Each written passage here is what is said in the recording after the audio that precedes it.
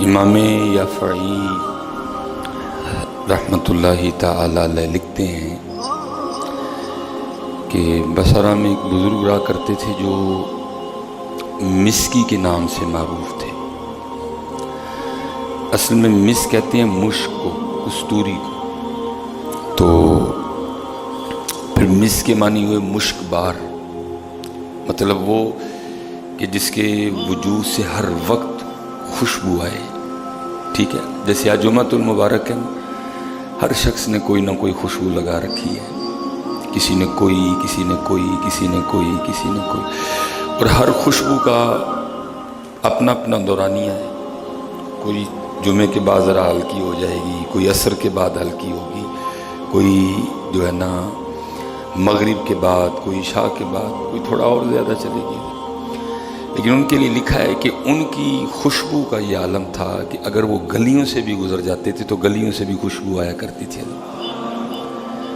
جب حضرت مسکی رحمۃ اللہ تعالی علیہ مسجد میں تشریف لاتے تھے تو خوشبو سے لوگ اندازہ لگا لیا کرتے تھے کہ حضرت مسکی رحمۃ اللہ تعالی علیہ مسجد میں آ گئے ہیں، ٹھیک ہے۔ تو لکھا ہے کہ ایک دن کسی نے ذرا اصرار کر کے پوچھا کہ حضرت آپ کون سی خوشبو لگاتے ہیں؟ ایسی اعلیٰ خوشبو، ایسی نفیس خوشبو، ہمیں بھی بتائیں یہ کون سا کوئی اسپیشل عطر ہے، کوئی اسپیشل خوشبو ہے؟ تو امام یافعی نے لکھا ہے کہ حضرت مسکی رحمۃ اللہ تعالی علیہ فرماتے ہیں کہ میں کوئی خوشبو نہیں لگاتا، یہ اللہ کا مجھ پہ فضل ہے، یہ اللہ کا کرم ہے۔ ہوا کچھ اس طرح کہ میرے والد صاحب نے اسلامی اصولوں کے مطابق میری تربیت کی تھی، حلال حرام مجھے بتایا تھا، یہ اللہ کی رضا ہے، یہ اللہ کی ناراضگی ہے، یہ اللہ اور اللہ کے رسول کا راستہ ہے، یہ شیطان کا راستہ ہے۔ جیسے کہ ہم نے تو بالکل نہیں بتایا، ہم نے تو بالکل نہیں بتایا، بتانا کیا ہمیں خود نہیں پتا تھا، ہم نے کس کو کیا بتانا ہے، ہمیں خود ہی نہیں پتا تھا، ہم نے کیا اپنی اولاد کو بتانا ہے۔ لیکن وہ کہتے ہیں کہ میرے والد صاحب نے میری تربیت کی تھی، اور جوانی میں اللہ نے مجھے بڑا حسن و جمال بھی عطا کر رکھا تھا، اور آپ کو پتہ ہے پھر جتنی نعمت بڑی ہوتی ہے امتحان بھی اتنا ہی بڑا ہوتا ہے، ہر چیز یہاں آزمائش ہے۔ کہتے میں ایک کپڑے کی دکان پہ کام کرتا تھا، ایک دن کچھ اس طرح ہوا کہ ایک بوڑھی عورت نہ ہماری دکان پہ کپڑے خریدنے آئی، اس نے مختلف کپڑے نکلوائے اور نکلوا کے کہنے لگی کہ جو میری مالکن ہے نا وہ ذرا دکان پہ نہیں آتی، تو آپ اس طرح کریں کہ اس لڑکے کو، اس نوجوان کو میرے ساتھ گھر بھیج دیں، جو جو کپڑے ہم نے رکھنے ہوں گے، میری مالکن نے رکھنے ہوں گے، وہ رکھ لے گی اور ساتھ اس کی قیمت بھی دے دے گی، جو نہیں رکھنے ہوں گے وہ یہ واپس لے آئے تھے۔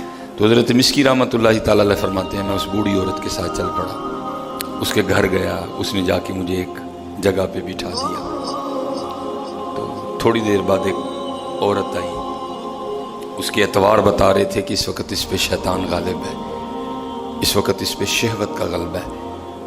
اس نے اندر آ کے نا کمرے کا دروازہ بند کر دیا، اس کو چٹکنی لگا دی، اور میرے سامنے اس نے اپنی خواہش بد کا اظہار کیا۔ بڑی آزمائش ہوتی ہے، کوئی بھی نہ ہو، حسن بھی ہو، جوانی بھی ہو، موقع بھی ہو، صحت و طاقت بھی ہو، بڑی آزمائش ہوتی ہے، اور کوئی پہلوان ہے حضرت جو پورا اترتا ہے اس پہ۔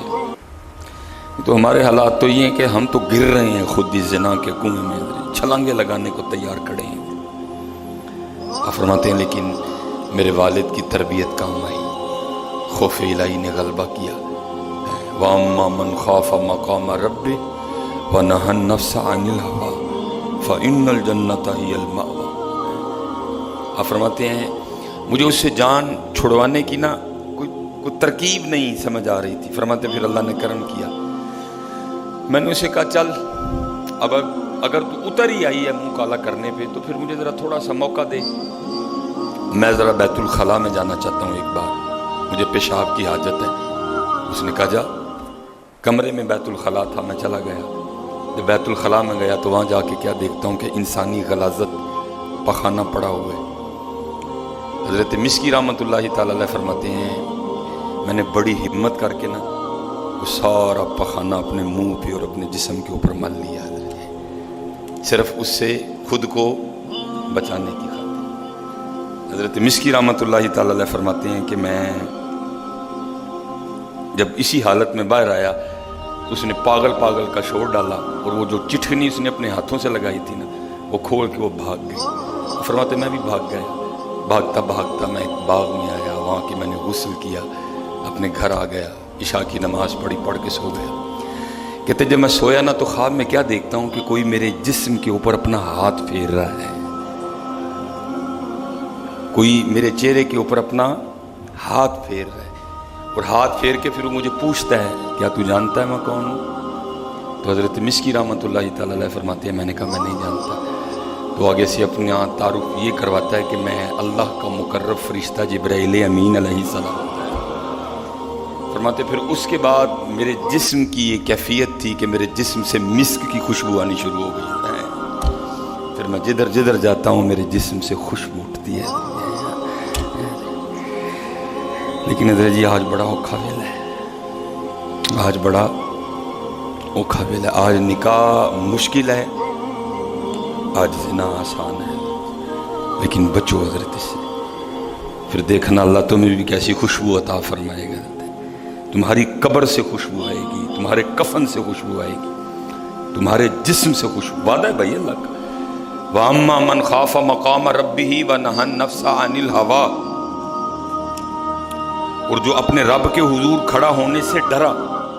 موقع بھی تھا جی، دونوں طرف سے موقع تھا، لیکن کیا ہوا؟ ڈر گیا، نہیں میں نے مرنا ہے، میں نے اپنے اللہ کے حضور جانا ہے، میں کیا منہ لے کے جاؤں گا اپنے اللہ کو؟ ہاں حضرت لکھا ہے تفسیر میں کہ جب وہ زلیخا نے وہ چال چلی نا، اور حضرت اللہ کے نبی حضرت یوسف علیہ نبی جن علیہ السلام کے سامنے اپنی خواہش بد کا اظہار کیا، تو حضرت یوسف علیہ السلام نے کیا دیکھا کہ اس نے اپنے بتوں کے اوپر نا کپڑا دے رکھا ہے۔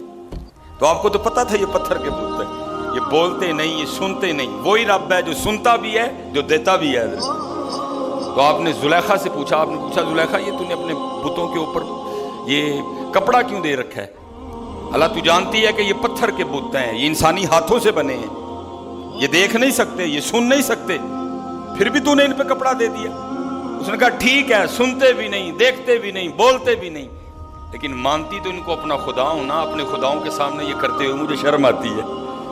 آپ نے فرمایا تیرا پتھر کا خدا، جھوٹا خدا، ہاتھوں سے بنا خدا، سنے بھی نہ، بولے بھی نہ، دیکھے بھی نہ، ارے تجھے اس سے شرم آئے، لیکن میرا وہ رب جو سنے بھی، جو دیکھے بھی، جو شارک سے بھی زیادہ قریب ہو، تو میں اس سے نہ شرماؤں؟ اللہ حضرت جی حال اس وقت بڑا خراب ہے، اور ہر بندے نے اپنا یہ مسلک بنا لیا، او جی اسی کلے نہیں جناب، ساری دنیا خراب، جدو ہوئے گا حساب ادو ویکھ لا نا میاں۔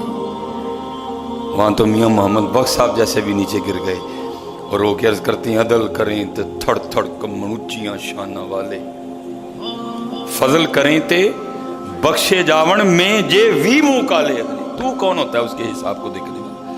اور حضرت میں نے دیکھا ہے یہاں باب شغل میں نا بڑے ایسے جملے بول جاتے ہیں، کبھی بھی جملہ نہ بولنا۔ بہار شریعت میں لکھا ہوا ہے جس نے اللہ کے عذاب کو ہلکا جانا اس نے کفر کیا، جس نے یہ کہا میں دیکھ لوں گا اور کچھ نہیں جی ہونا ہے، ہمیں مولوی ڈراندے رہندے، جس نے اللہ کے عذاب کو ہلکا جانا اس نے کفر کیا۔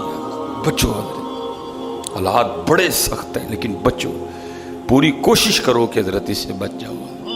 نکاح کرو حضرت، اپنے بچوں کا نکاح کرو، اپنی بچیوں کا نکاح کرو، ان کو آزمائش میں نہ ڈالو حضرت، ان کو امتحان میں نہ ڈالو۔ رازق اللہ ہے، رازق اللہ ہے، نہ آپ رازق ہیں نہ میں رازق ہوں۔ اپنے بچوں کا امتحان نہ لو حضرت، وہ اسپیشلی دو نوجوان بچے بیٹھے پتر، اس وقت جو فتنے چل رہے ہیں ان میں ہر فتنہ ایک سے بڑھ کے ایک فتنہ ہے، اسے بچنے کا ایک ہی طریقہ ہے حضرت، قرآن سے دوستی کر لیں، مصلی سے دوستی کر لیں، تسبیح سے دوستی کر لیں، روز تھوڑا تھوڑا قرآن ترجمے کے ساتھ پڑھا کریں، ہو سکتا ہے ہم بچ جائیں، بلکہ ہو نہیں سکتا، مجھے یقین ہے قرآن کے نور کی برکت سے بچ ہی جائیں گے۔